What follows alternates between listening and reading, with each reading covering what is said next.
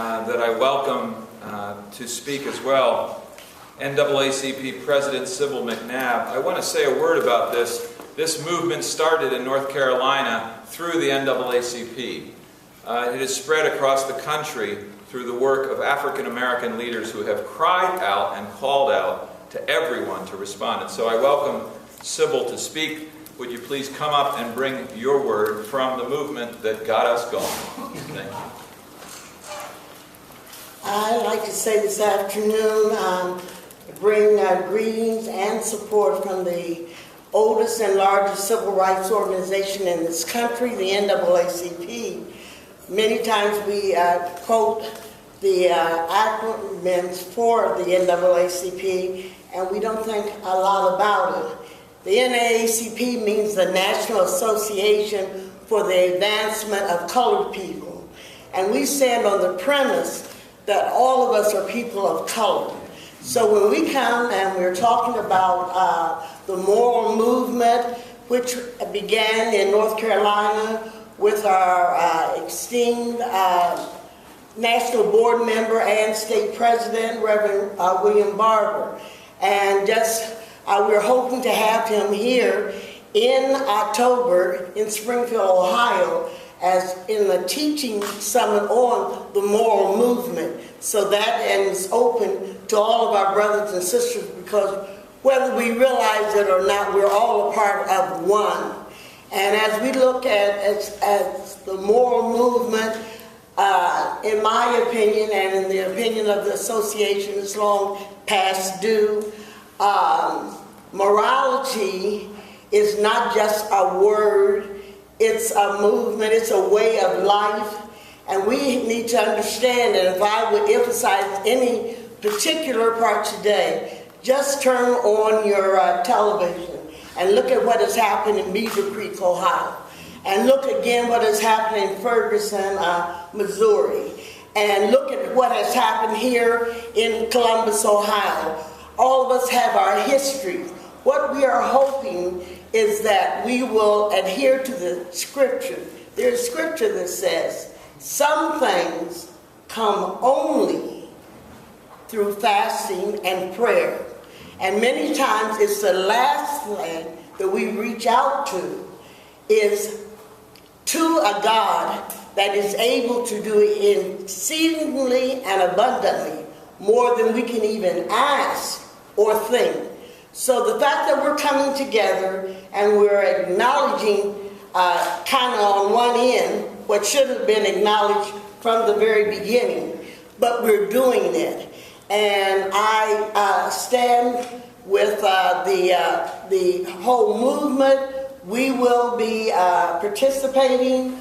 I thank Amanda for being as persistent as she has been. Wonderful leadership, and you need to know that. So the NAACP is very grateful that you have taken the position to stand with us.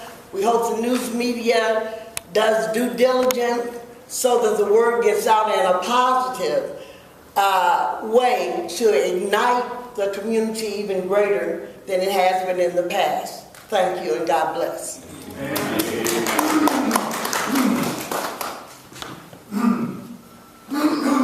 My friend and colleague in many a struggle, Pastor Tatum, Charles Tatum, has been a leader in this community, and I welcome him from Good Shepherd Baptist Church. Good morning, everyone.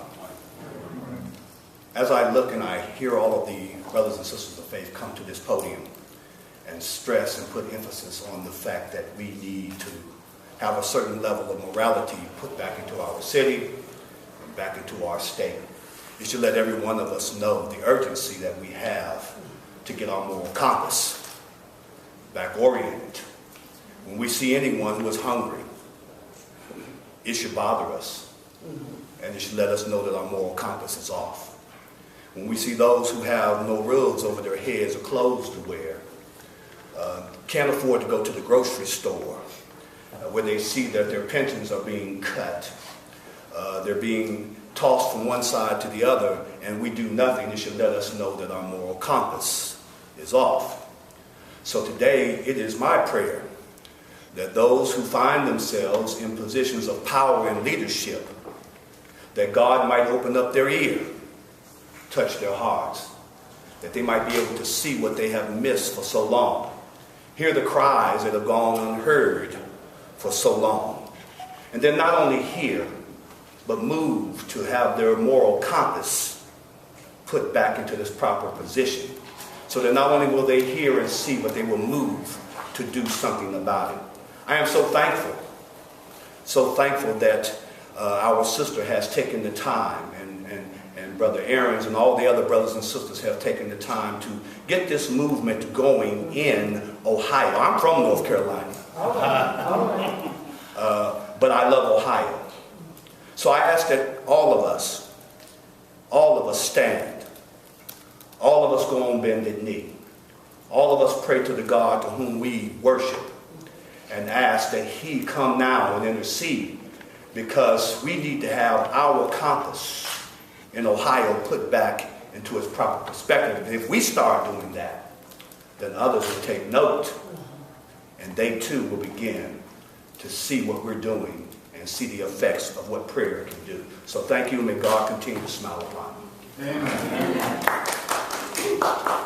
As we move into the time of your questions and our answers, I just want to lift up a few more things, and that is this. We have a core message that the Moral Week of Action is a faithful movement to make justice for all Ohioans a core moral priority in the state capital.